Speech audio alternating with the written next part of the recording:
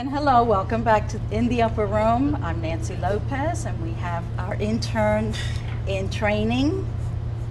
Your name? Imani. I'm trying to get her to talk. It's really what I want her to do is to talk. How's your experience been?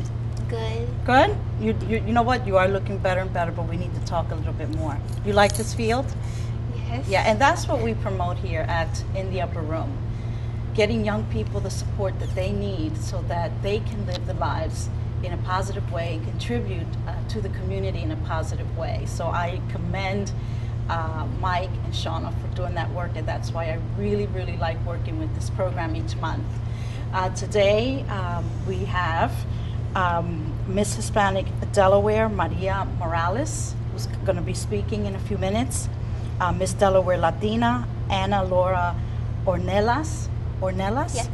And I'd like to also chime in a little bit about Little Miss Hispanic Delaware.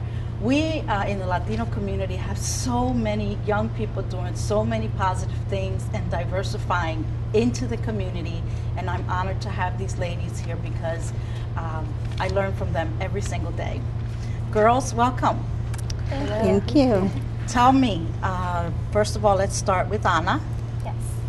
Well, my name's Ana Ornelas. I'm Miss Delaware Latina. I'm on my way out, but I've had so much fun this year. My platform is disability awareness, and I think one of the most important things that's coming up that I think everybody wants to know is our next pageant, which is June 13th. It's Thursday, and it's going to be at Mood Swings on Kirkwood Highway here in Wilmington. So it's been a lot of fun so far. Good, good.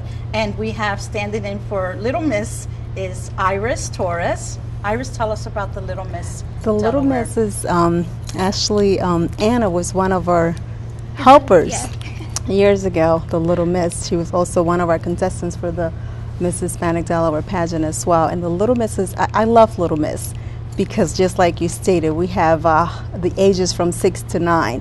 So it's kind of like that age where they're not little, they're kind of like in between, and then they want to be like the big girls. So we have the pageant for the Little Miss Hispanic Delaware pageant will be taking place August 31st. Still looking for a location, so hopefully I'll get more details on that in the future.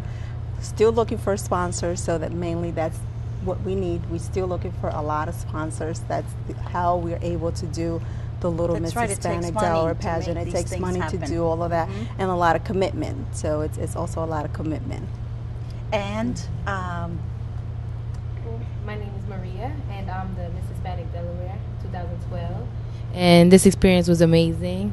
I met wonderful females. It was the time of my life. My platform was diabetes. It's something that needs to be aware more. It's not all about like cancer. It's something that's spreading within the Hispanic community. And our pageant is September 21st. And the location? We don't have a location yet. Okay, now pageants, they're usually, you know, when you think of a pageant, you think of beauty and swimsuits. You don't have a swimsuit competition. No. Why not? Not sure, but I think it's just to focus on the female, her Hispanic culture and platform and your talent. Good, and I like that. I like that because, plus, yeah, I mean, you know, I don't remember the last time I wore a swimsuit. Just maybe at home. Miss Delaware. But do you have? Miss Delaware has Yes, a we swimsuit. have a swimsuit competition. I think it's a little bit more to get you prepared for the USA because this pageant does go and compete nationally. But like Maria says, I think it's really important for us to just kind of focus more on what we can do with our community because yes, the big pageant's like a lot of fun and it's great, but our focus and our heart is where we started, which for me is Delaware, and it's our Latino community here in Delaware. Now let's talk about that, the Latino community in Delaware and our young people.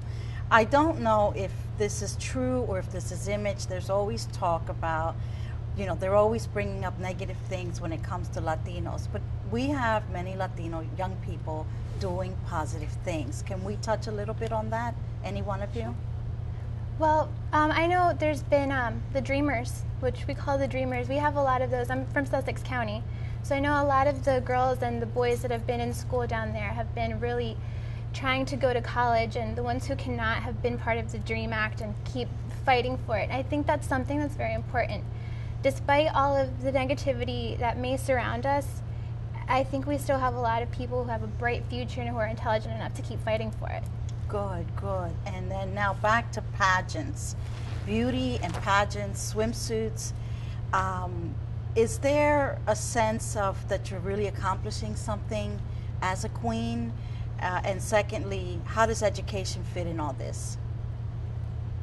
I mean, I feel as though that this helps because you help, like, pageants, it brings females together, and it like takes them out of the box. You meet new females. This is an experience. I think it helps with school because it shows other females that are in school, like, oh, if she did it, I can do it as well. And being Hispanic, it opens doors for Hispanic females as well.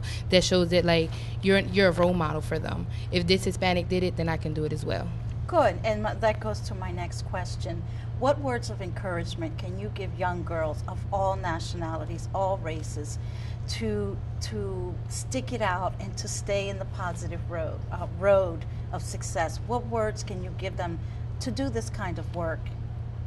Well, something that my mother always tells me, the harder it is, the more worth it is to keep trying. And I think that's something that I've had to learn on my own. And I think it's really important for a lot of Latinas, a lot of women in general, boys, girls, everybody, to just keep fighting. And if it's really hard and you really want it, it's probably worth it in the end. Do you find that having a mentor or someone, a support system, helps you to stay on straight and narrow?